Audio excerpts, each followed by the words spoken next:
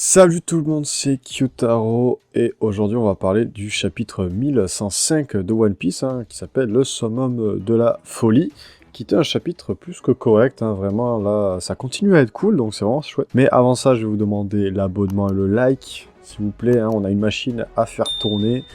Je vous remercie d'avance et mais on enchaîne sur ce chapitre. Alors le Buster Call avait été lancé sur Egghead par Saturne, par Saint Saturne, et donc on voit la marine fuir, et j'ai plus le nom, mais il y avait des membres de la marine qu'on voyait pendant les événements de Garp, et là on les voit sur l'île, donc ils demandent à Saturne et Kizaru de partir, mais eux restent sur place pour entamer une dernière discussion avec Vegapunk. Vegapunk qui dit qu'il faut arrêter, parce qu'ils vont supprimer des connaissances qui feraient retourner leur monde un siècle en arrière, donc il faut annuler ce Buster Call, parce qu'il faut pas oublier que Vegapunk a toutes ses connaissances sur cette île, sa tête coupée, elle est là, si je puis dire, donc il va se faire dégommer la tête, en fait, par ce Buster Call, c'est quelque chose de très bizarre qui va se passer. Donc il demande ça, il supplie Kizaru, mais Kizaru, on le voit tête baissée, encore une fois, on sent que Kizaru, ça lui fait pas plaisir ce qu'il fait, mais il reste fidèle à ses convictions, j'ai envie de dire, donc ça me fait beaucoup apprécier le personnage, autant avant j'aimais juste parce qu'il avait un car design cool, autant là, vraiment, sur cet arc, il me touche, quoi. Donc, si jusqu'à la fin, il reste fidèle à la marine, je serai en mode Giga Chad, ça m'a touché.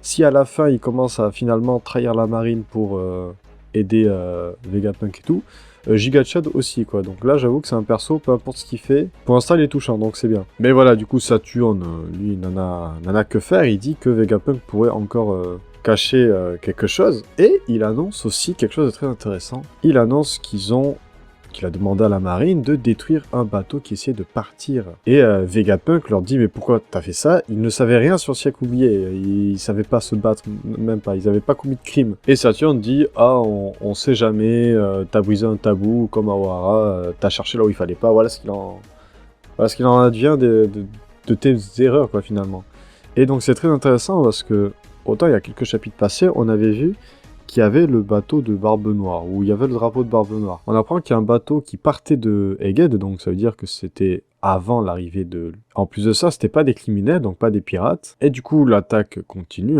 des pacifistas arrivent, et on a un état de lieu de l'équipage. Alors, Franky, Lord Vegapunk, Sanji et Bonnet sont en train de rejoindre le navire pour s'enfuir. Et Sanji dit à Bonnet qu'il va aller s'occuper de ce sauvetage de Vegapunk. Alors ça aussi... Est-ce qu'on n'aurait pas un... Parce que, bon, on va pas se mentir, Sanji contre Kizaru et Saturne, je pense que c'est mort. Déjà, il pouvait pas bouger. Sanji que contre Kizaru, je serais curieux de voir ce que ça donne, même si je pense pas que Sanji peut gagner contre un amiral. Mais maintenant, parce qu'on sait toujours pas où est Luffy, enfin, ça on verra plus tard. Imaginez un Luffy, Sanji contre Kizaru et Saturne et Zoro, parce que oui, juste après, on voit Nami, Usopp, Chopper et Robin... et un autre Vegapunk dont j'ai encore oublié le nom, j'oublie tous les noms, qui sont en train de demander à Sanji où est Luffy et tout, et eux ils disent que Zoro il est toujours en train de se battre avec Lucci. Donc est-ce qu'on n'aurait pas soit un Zoro qui finit son combat et qui arrive aider Luffy et Sanji contre Kizaru et Saturne, soit un Luffy et...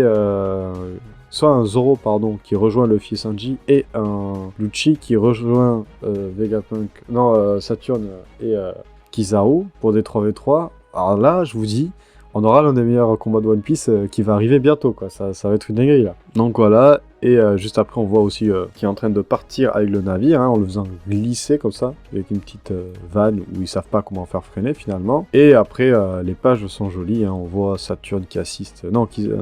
putain, je vais y arriver. Vegapunk qui assiste à la fin à la destruction de son île, et Franky Bonnet, Kuma et autres qui se font intercepter pendant leur fuite par Kizaru, et Kuma saute pour récupérer Bonnet, mais des pacifistas sont sur le point de tirer. On voit également que des membres de la marine ont trouvé Luffy par terre, qui dit qu'il a trop mangé, qu'il peut plus bouger, qu'il peut à peine bouger, pardon, nuance. Et ensuite, on voit que la marine n'a pas réussi à détruire le bateau qui s'échappait et qui sont en train de se diriger vers Egghead. Alors ils disent, ils se dirigent vers Egghead. Donc on ne sait pas qui c'est. Alors, je ne pense pas que du coup c'est Barbe Noire. Je ne pense pas non plus que ça peut être l'eau ou autre. Alors maintenant, qui ça peut être? C'est censé être quelqu'un qui partait des Geds au moment où Luffy et les autres sont arrivés. Mais encore une fois, qui ça peut bien être? Aucune idée, parce qu'on sait aussi que Bonnet, elle n'est pas arrivée n'importe comment aux abords de Egghead. Elle est arrivée d'une certaine manière. Elle a dû arriver en bateau ou autre. Donc peut-être l'équipage de Bonnet qui fait demi-tour. Bon, après, qui y a dans l'équipage de Bonnet, ça je ne sais pas. Mais voilà, donc là pour l'instant, l'état des lieux, c'est Saturne qui regarde, Kizaru qui intercepte les ennemis, Luffy qui est au sol, Zoro toujours contre Lucci, et Sanji qui fonce pour essayer d'aider Bonnet et autres. Donc voilà, moi, ce que je verrais bien, c'est un Luffy et Sanji déjà entamer un combat contre Saturne et Kizaru et les pacifistas et autres, quoi. Mais pour l'instant, la situation est un peu critique. Pareil aussi, dans le chapitre un peu avant, ils énoncent que, vu que le robot géant il a été détruit, le robot géant, le Vegapunk géant, il a été détruit, ils n'ont plus personne pour s'enfuir de l'île. Mais il y a quelques chapitres, on avait vu le robot du siècle oublié se réveiller. Donc ça aussi, à mon avis, voilà, il y aura une ristouille, c'est ce robot-là qui va les aider.